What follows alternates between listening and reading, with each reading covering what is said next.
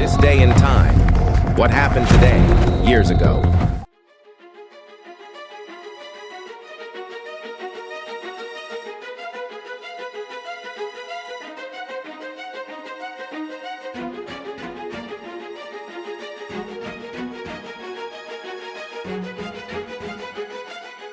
All right, welcome back to the deep dive. This is where we slice through all that noise, grab some interesting sources, and really pull out the core stuff, the key insights. Basically, it's your fast track to getting up to speed, maybe with a few surprising bits thrown in, and hopefully a pretty good chat along the way.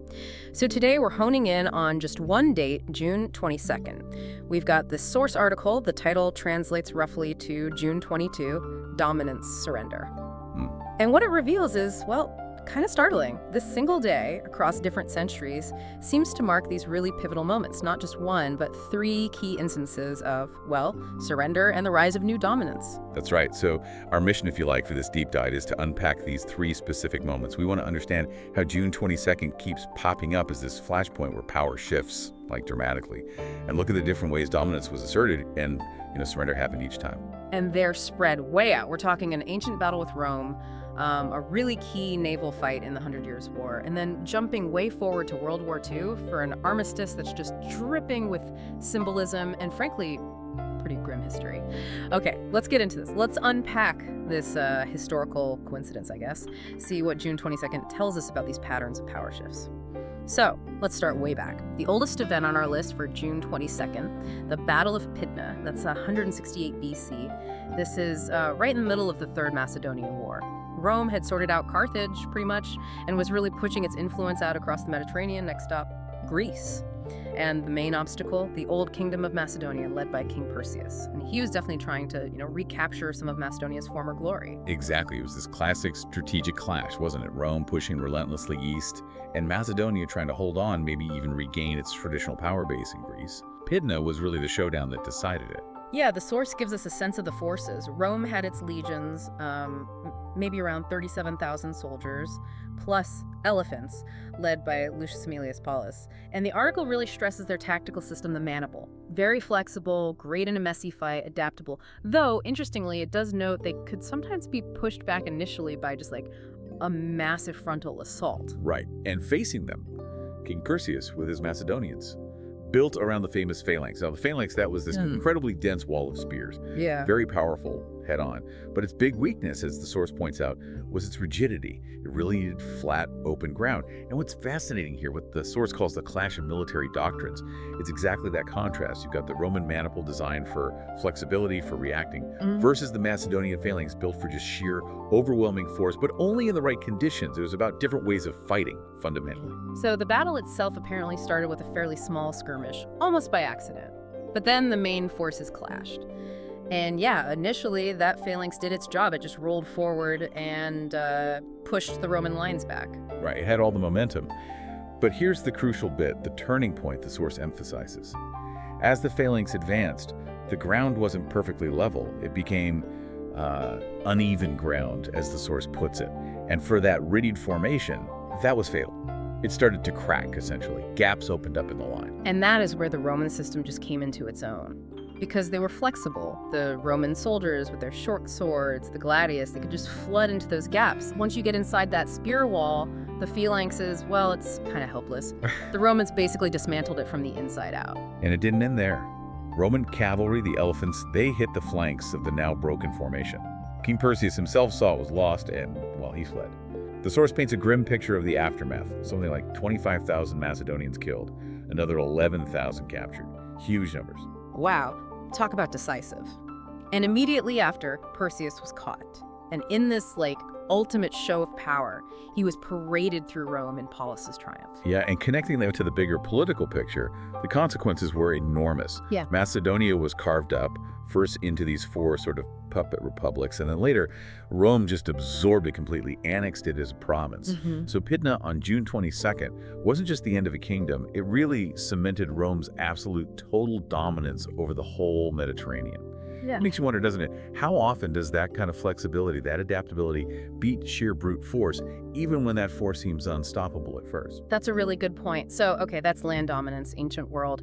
Fast forward quite a bit, centuries later, June 22nd pops up again, but this time the action shifts completely. It's all happening at sea. We're in 1372 now, the Battle of La Rochelle. This is during the Hundred Years' War, specifically the Caroline phase, where France was actually starting to push back against the English on the continent. And they had a key ally in Castile, basically, Spain. And the strategic context here was critical. La Rochelle was absolutely vital for the English war effort in France. It was their main supply port, bringing in men, money, weapons. Losing it would be a massive blow, cutting off their lifeline, essentially. Oh, right, and the article gives details on the fleets. The English, under the Earl of Pembroke, had maybe 35 to 50 ships, but the source calls them temporary armed transport ships. Basically, converted merchant ships, cogs, low decks. Their main tactic was apparently using longbow archers to soften up the enemy, then try to board. And the Castilians, Yeah. led by Ambrosio Boccanegra, they had a different setup, galleys and carracks. The source doesn't give exact numbers, but the key difference it points to is the type of ship, more like purpose-built warships, especially the carracks with their high castles, those high decks. And their tactics involve not just ship-on-ship fighting, but using the environment, specifically the tide. Very smart. That difference in naval tech, the English cogs versus the Castilian galleys, and especially the taller carracks, that was a big deal right from the start. Okay, so the battle kicks off June 22nd, 1372. The English fleet sails into the Bay of La Rochelle and, finds it blocked by the Castilians. That was heavy fighting that first day. Apparently, the English held their ground okay for a while. But then came the crucial factor the source highlights, the tide. As night fell, the tide in that bay went out, way out. And the English ships, these deeper draft cogs, they just got stuck fast in the mud, grounded, completely immobilized. Which just set them up for disaster the next day, June 23rd. The Castilian galleys, being more maneuverable in shallow water, could just attack the stuck English ships almost at will, and those carracks, with their height advantage, they could just rain down arrows and missiles onto the decks of the helpless English ships below. Yeah, the outcome was, well, brutal. The source says the English ships were burned. Most of the soldiers were killed or had to surrender. And the commander, Pembroke, he was captured too. A total defeat. And the strategic fallout was immediate, wasn't it? England basically lost control of the sea in the Bay of Biscay, which, like you said, cut off their main supply route to their forces in France. A huge problem. Exactly. And the ripple effects were quick. France retook La Rochelle and other areas nearby pretty fast. And for Castile, this was a big moment. It really marked their emergence as a major naval power in the Atlantic. For England, though, the source notes this defeat at La Rochelle kind of kicked off a whole series of setbacks on the continent. A bad turn. So we've gone from land dominance to naval dominance, and now we jump to our final June 22nd event. This one is loaded with meaning, but it's about dominance asserted in a much darker, more psychological way. We're talking about the Armistice at Compiègne in 1940. This is right after the period the source calls the phony war ended, and Germany invaded France on May 10th, 1940. Right. And the source points to some major French strategic mistakes leading up to this. A big one was relying too heavily on the Maginot Line, their fortified border. They were completely blindsided when the Germans just went around it, pushed through the Ardennes forest, which the French thought was impassable for tanks. And it wasn't just military strategy, was it? The source mentions France was really divided internally, politically, socially, and the economy was exhausted. Yeah, all that fed into a really rapid military collapse. The French army just crumbled. Paris fell on June 14th, 1940. Prime Minister Reynaud resigned.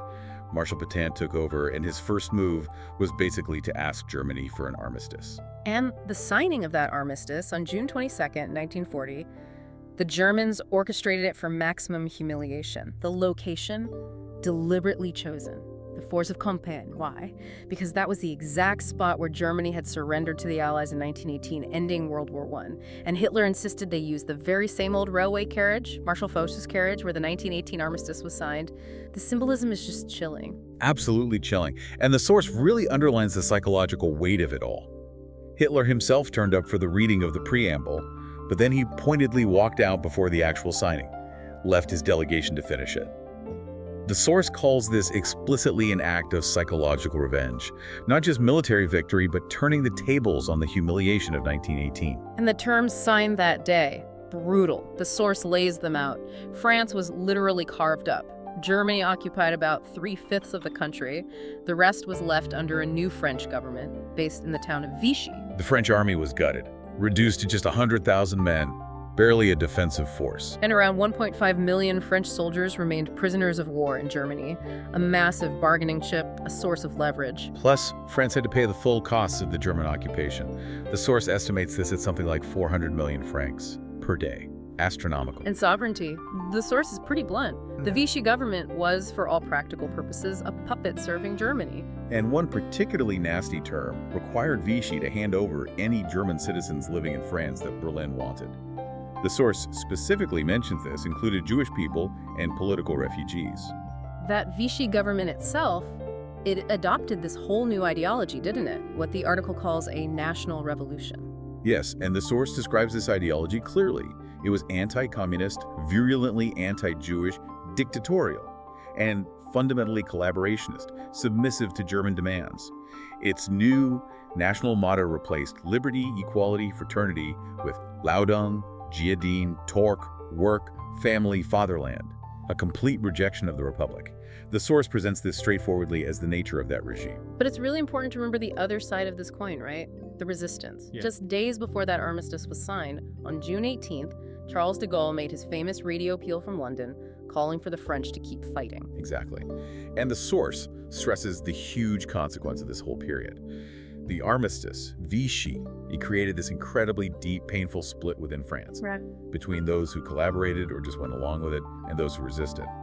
The source even uses the term the Vichy syndrome, calling it a long-lasting historical scar on French society, still felt today. So, okay, let's bring these three June 22nd moments back together. Pydna, La Rochelle, Compiègne. This recurring theme keeps coming up. Dominance, surrender. Yeah, and the source's summary is useful here. It clarifies the kind of dominance in each case. Pydna, 168 BC. It was military and political dominance, pure and simple. Led to annexation, Roman control of the Med. La Rochelle, 1372, that was naval dominance. Achieved not just through better ships maybe, but through smart tactics using the environment at the time. Led to Castile's rise at sea, a big hit for England. And Compiègne, 1840, dominance through, well, psychological warfare, humiliation, and imposing an ideology through the Vichy regime, a totally different form of control. It really is remarkable when you lay them out like that.